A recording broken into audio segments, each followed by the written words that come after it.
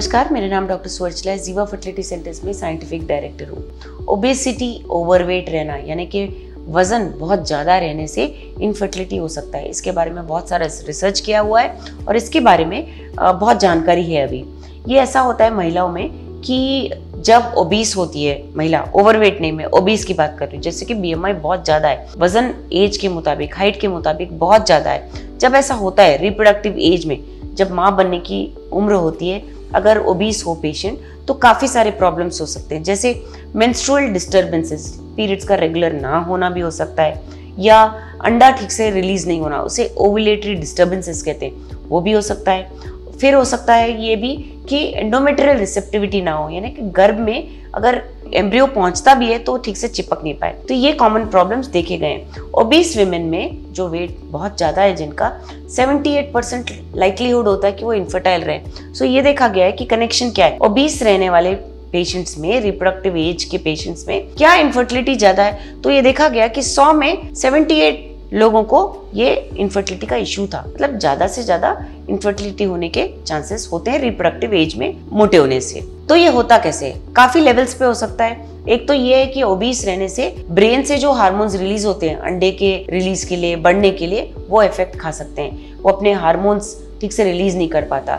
इसके कारण, ओबीस होने के कारण LH ल्यूटिनाइजिंग हार्मोन बढ़ सकता है। एंड्रोजन जो टेस्टोस्टेरोन वगैरह महिलाओं में होते हैं, जो कम मात्रा में होने चाहिए, वो बढ़ सकते हैं। ईस्ट्रोजन लेवल्स कम हो सकते हैं। यही नहीं, अंडे के क्वालिटी पे और नंबर पे भी असर पड़ सकता है, जिसे हम ओवेरियन रिजर्व कहते हैं, वो कम हो सकता है। इंसुलिन ज़्यादा हो सकता है बॉडी में, या इंसुलिन रेसिस्टेंस भी ज़्यादा हो सकता है, जिसकी वजह से हाइपर एंड्रोजिनिज्म, जिसमें टेस्टोस्टेरोन वगैरह हार्मोन्स ज़्यादा हो जाते हैं, ये भी हो सकता है। तो काफ़ी कॉम्प्लिकेशंस हो सकते हैं हार्मोनल लेवल पे, और एग के डेवलपमेंट और क्वालिटी के लेवल पे भी हो सकते हैं। यही नहीं, कुछ इनडायरेक्ट इफेक्ट्स भी होते हैं, जैसे कि ये ट्राइग्लिसराइड, फैटी एसिड्स ज़्यादा होने पर इंसुलिन रेजिस्टेंस ज़्यादा होता है, और टॉक्सिक इफेक्ट होता है रिप्रोडक्टिव टिश्यू पर।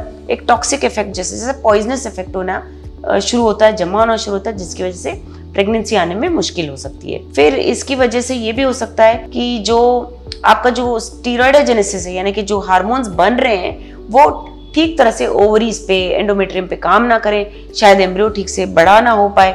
ये भी कॉम्प्लिकेशंस हो सकते हैं इस फैटी टिश्यू के ज्यादा होने से बॉडी में। यही नहीं, जो गर्भ का रिसेप्टिविटी होता है, एम्ब्रियो वहां पे पहुंचने पर जो चिपकने का कैपेबिलिटी होता है, वो भी कम हो सकता है, जिसके कारण मिसकैरेजेस ज्यादा होना, स्टिल बर्थ ज्यादा होना, स्टिल बर्थ यानी बच्चा लाइव पैदा नहीं होना, प्री एक्लैम्पसिया, ये सब ओबीस पॉपुलेशन में ज्यादा देखा गया है। जो मोटे होते हैं रिप्रोडक्टिव एज में, ओबीस होते हैं, मोटे नहीं कह रही हूँ मैं, ओबीस कह रही हूँ, बहुत ज्यादा मोटे, उनकी एज से भी ज्यादा मोटे, उनकी हाइट से भी ज्यादा मोटे जो होते हैं, इन पॉपुलेशन में बहुत ज्यादा देखा गया है कि मिसकैरेजेस होते हैं। पुरुषों में भी इसका इफेक्ट देखा गया है। पुरुषों में होता यूं है कि उनके हार्मोनल बैलेंस पे भी असर होता है, जैसे कि LH ल्यूटिनाइजिंग हार्मोन जो है वो कम हो सकता है, टेस्टोस्टेरोन जो है वो कम हो सकता है, ईस्ट्रोजन बढ़ सकता है। ये हानिकारक होता है स्पर्म के प्रोडक्शन के लिए। स्पर्म क्वालिटी पे भी असर पड़ सकता है। स्पर्म के अंदर जो DNA होता है उसका क्वालिटी कम हो सकता है, जिसकी वजह से प्रेगनेंसी के चांसेस कम होते हैं। मिसकैरेज रेट भी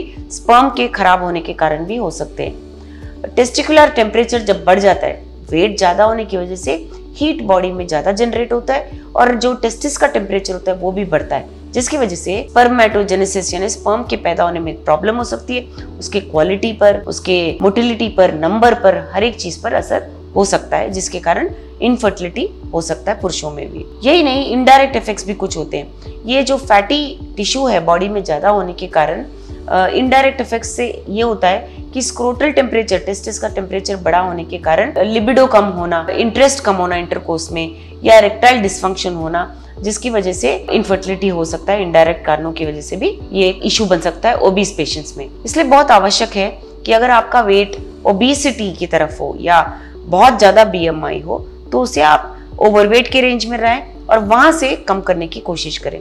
ज्यादा वेट होना आपके हार्ट के लिए भी अच्छा नहीं है, बहुत सारे कॉम्प्लिकेशंस हो सकते हैं। लेकिन अगर आप प्रेगनेंसी के लिए कोशिश कर रहे हैं तो अवश्य इसके कारण बहुत सारे कॉम्प्लिकेशंस हो सकते हैं। इसके बारे में और जानकारी के लिए अवश्य जीवा फर्टिलिटी सेंटर्स आइए। Thank you. हमने इस वीडियो को बनाने में बहुत मेहनत की है, जरूर हमें सब्सक्राइब और लाइक कीजिए। Thank you.